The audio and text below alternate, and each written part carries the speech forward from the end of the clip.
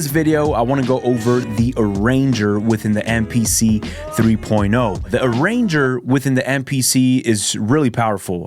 Back then, we used to use sequences and then in song mode, piece everything together. You can still do that in 3.0. Now having the Arranger, I feel like that's how I'm going to be building on my sequence that I'm already working on. So let me run through really quick on how my workflow looks, just summarizing everything. I like to use sequences, and forgive me if you guys see a little bit of glare. Right now I'm using my stand right here, but I am using sequences as if they are scratch paper for me. They are not a full song, it's just an idea. That's how I look at my sequence that I'm currently working on. You notice right here on your MPC, you have sequence 1, 2, 3, 4, so on and so on. Previously, I would just go to sequence 1, jot out an idea, sequence 2, maybe come out with a different idea, and then see which sequence I resonate with the best, and then I start to build on top of that sequence. Well, in MPC 3.0, now that we have the Arranger, I'm able to toggle between the Arranger and my sequence.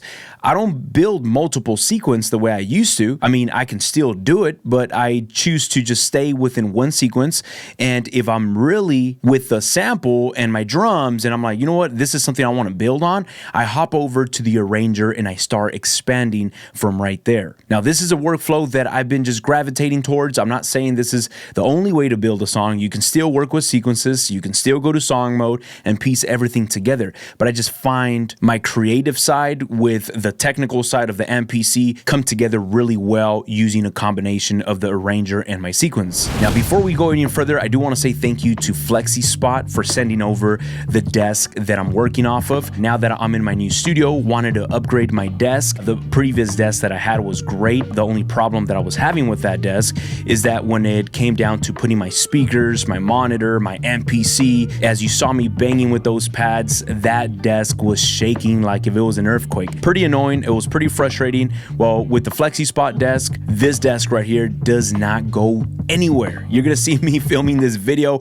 I'm banging on the pads. There is no shake with my MPC or my camera. Now, some of my favorite things about this desk is that you get to choose whether you want to work sitting down, or you could adjust your chair and adjust the size of this desk. Or if you want to just stand up in general, you can stand up using this motorized knobs right here on the side. I mean, you could even stand up on top of your desk if you want to. I don't know why you would want to do that, but it will take the load. Now, this desk is really easy to put together. I am not a handyman. If you give me a pair of tools and something to put together, I get very frustrated really quick. But thankfully with this one, right out of the box, it's just the top that you choose and the legs that you have. Now, keep in mind, the legs are very heavy. I myself think I could lift some heavy weight, but putting these legs together on my desk was a challenge for myself. Also, the cool thing about it is that it comes with wire or cable management tools inside of it. So I do have these zip ties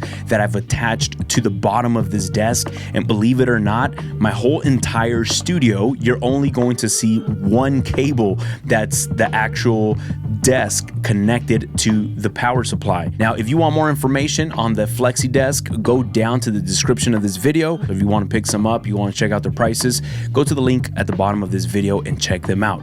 Back to the video. All right, so let me give an example of my workflow or what I'm talking about when I say combining the Arranger and my sequences to start sketching out my ideas into an actual song. I have sequence 1. I only have 2 bars in sequence 1. Nothing crazy. There's no big idea just yet. As a matter of fact, I don't even know what I'm gonna sample. I don't know where I'm gonna go. Right now, this is just an idea. It's just 2 bars. Some people wanna start with 8 bars. Some people wanna start with 4 bars. There's nothing wrong with that. But for me, 2 bars to start with when I do not even know what I'm going to record, I think 2 bars is perfect idea just for sketching something out. Right now, all I have is just drums. And right now, I'm gonna just lay down a simple groove on my grid. I have my tempo at 80 beats per minute. If I jump over to the Arranger, which I have right here, I can see that we have our actual sequence and we can see the sequence a lot better versus being in the main page. Because right here, you can see what's going on. All I have is just one track, which is my drums 001.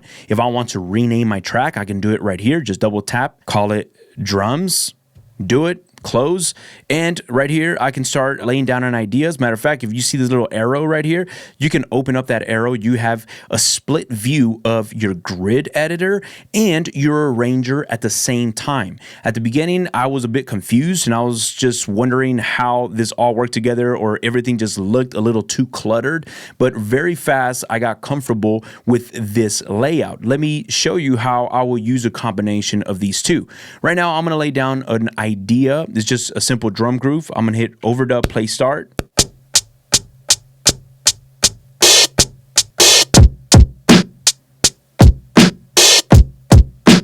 Very simple like that. I'm gonna stop recording. If I feel like, hey, you know what, this is cool, just very basic boom bap, let me just start spicing it up and add some ghost kicks on top of that. I'll select my kick and I'll go to full velocity, get off of full velocity, or I could even go into 16 level mode. Instead of tune, I'm gonna go to velocity, hit close, and add some ghost kicks wherever I want. Now, what's really cool is that I have my grid view right here. I can zoom in and see more precise. As a matter of fact, what I could even do is select this little loop icon up here and just focus on the first bar to switch it up a bit. Overdub, play start, and I'm looking at my grid down here.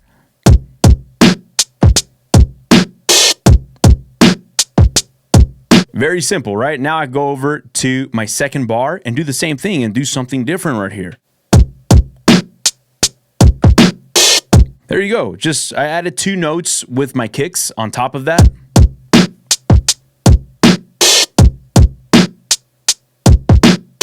Get more creative with your hi-hats. Get out of 16 level, go to your hi-hat and put the hi-hats on 16 level velocity.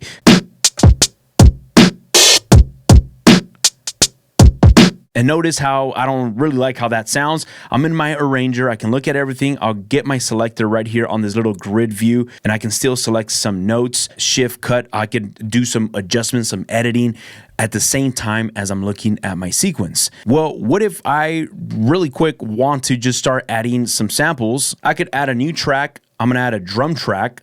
And if I go to my browser, I have right here on my SD card a record that I chopped up. I actually have some drum programs right here. And by the way, if you are signed up to the Patreon, you will have this chopped up drum program that you will be able to download, follow along with me, or just download it and do your own flips. I'm gonna load this program to my sequence. Hit load, and now as I load that, if I go to my arranger, I'll see that I have track number 2. Now I can start adding some ideas, or I can just listen to anything that I want to add. Again, I'm not thinking of a song right now. I'm not thinking of an intro. I'm not thinking of a bridge. I'm just thinking of the skeleton of my beat, the main idea, the foundation, what triggers me or what calls my attention out of these sample chops that I've chopped up.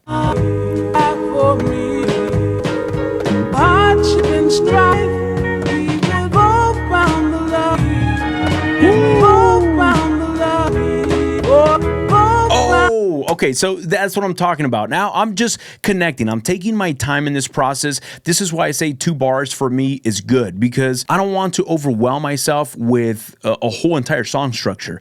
Where's the intro? How's that? No, I'm just thinking of a loop right now. And this actually sounds really welcoming as a loop.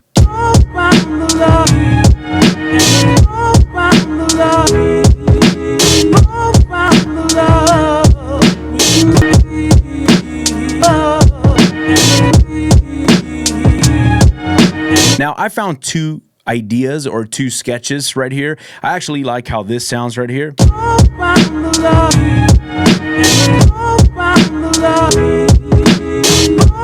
That sounds awesome, and this other idea also sounds great.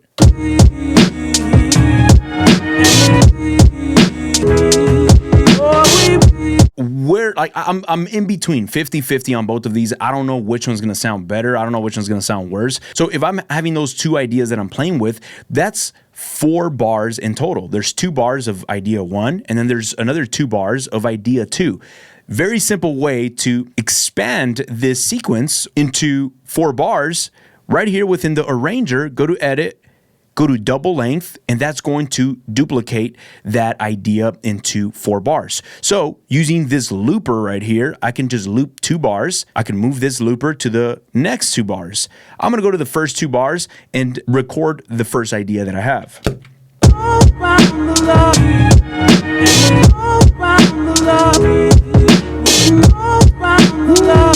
Now I'm gonna go to the second 2 bars with the looper and overdub right here.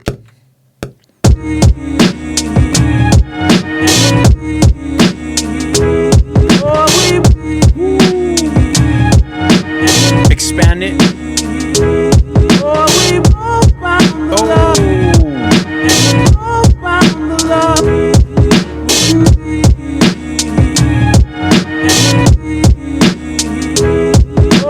Oh, that sounds awesome. Now, this is where it gets fun being right here in the Arranger, and this is where I started exploring it a bit more. Like, this is actually sounding great. The drums, we started with a very basic boom bap groove right there. Well, now that we have the drums and we have the sample, I have a better idea of how this is coming together. We're just at least me, I'm starting off with a skeleton. Now I'm like, all right, cool. This is actually sounding pretty good. I'm gonna go right here to the 4th bar. Look how I'm using this looper right here, and right there on the 4th bar, I want to get creative with the drums. I want to add maybe like a snare roll right there. I'm able to stay within my Arranger. I don't have to go to different pages and bank around. I could just open up this little grid view right here, and this grid view is going to mirror whatever track that I have selected currently. So I can select the drums up here, and now I'm seeing all the information within that track that I've recorded on the grid. I can zoom in right here, and I can focus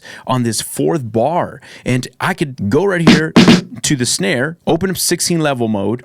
Instead of velocity, let's go to ratcheting, hit close, and let's add that and see how that sounds. Now I can go right here to the sample, and I notice that I'm a bit off with one of these notes.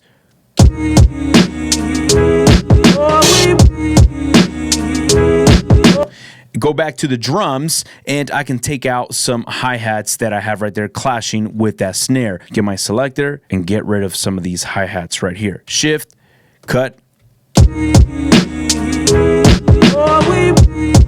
Select those snare rolls, go to automation, and lower down the velocity of that right there. Now, notice that I'm going back and forth. I'm able to jump around between my drums and my sample chops. Now, I'm trying to blend these together. I don't know, when I said, I'm gonna put a snare roll right there, I wasn't sure if a snare roll is going to work. Now, I'm filming a video and I'm saying it to you, but when I'm alone, I don't know some of these ideas if they're going to work. Maybe yes, maybe no. Well, it's pretty cool to have this Arranger to be able to jump between multiple tracks, have the view of the Arranger, and also have the view of your grid. Right from there, I can expand this and I can see the whole entire 4 bars.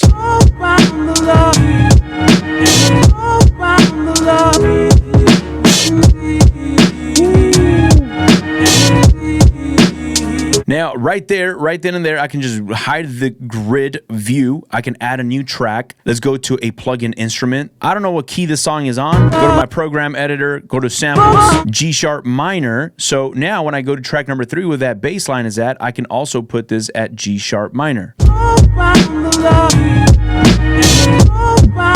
Add this right here in the grid.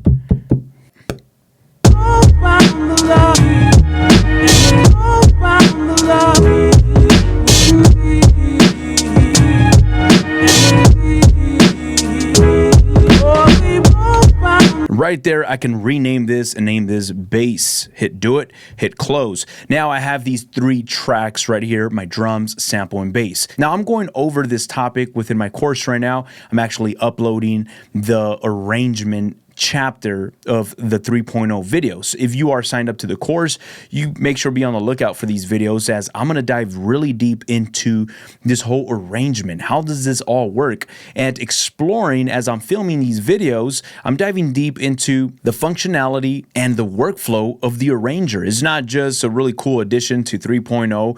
I feel like it has a lot to offer, especially when it comes down to building an entire song from start to finish. For example, let's say say we want to add an introduction to this. Actually sounds really cool. How do I go about it?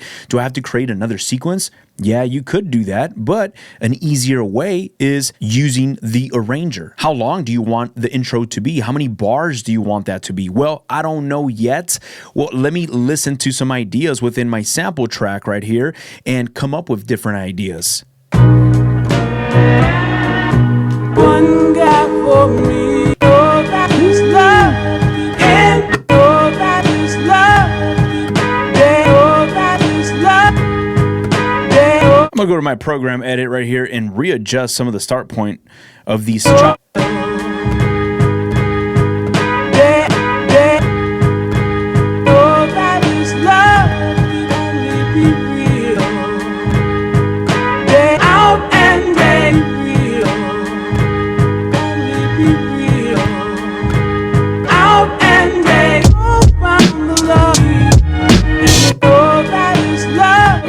It could be right here. This idea that I have, it will drop in. Oh, that is love.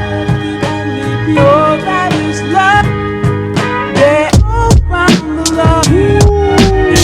So let's say it is 2 bars and then the verse drops in. Well, very easy way to add those 2 bars. Go to edit, insert bars on sequence 1 because sequence 1 is where we're working on. Number of bars, I'm gonna add 2 bars before bar 1. So it's going to give me 2 bars before the first bar. Hit do it, and look at that, boom. Now I have an empty 2 bars for me to play with and add that as an intro. Now I can just hit this little explode icon, focus on the first 2 bars, and record that. Oh, that is love.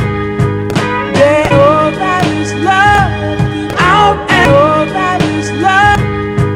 Yeah, oh, that is love. Out and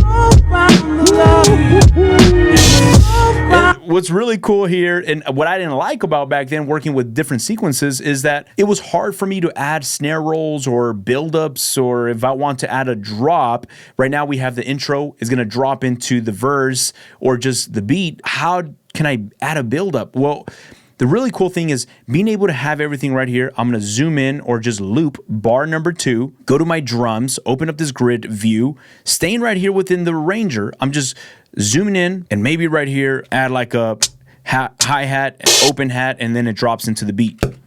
Oh, that is love. Out and oh, that is love. Out and oh, that is love. Out and oh, that is love. Out and oh, that is love. Out and guys, this is so fun. I'm actually having a lot of fun as I'm filming this video. Again, if you're signed up to the course, be on the lookout. This whole entire chapter, and I dedicated a chapter specifically to the arranger because there's just so much with the arranger to explore. There's so much when it comes down to arranging your song that you can do. There's really no excuse anymore of, man, this just feels a little funky, being able to piece everything together. Now, that's why my videos on YouTube, I do my best to put out good content, but within the course, I really take my time and explain what this is, what that is, what this knob is, and all. I go into detail with what we have with the layout, and it gets pretty nerdy in the course, but that's for those of you that need that extra help. But a lot of people just go through some of my playlists, and also there's so many other YouTube videos that you can find great content on everything that has to do with the MPC. That's awesome about the internet and just being able to have YouTube. Now, guys, thank you so much for hanging out with me. If you made it to the end of this video, I really appreciate it. Don't forget, if you're signed up to the Patreon, download these sample chops. Thank you guys so much. I'll catch y'all on our next video. Peace. Oh, that is love.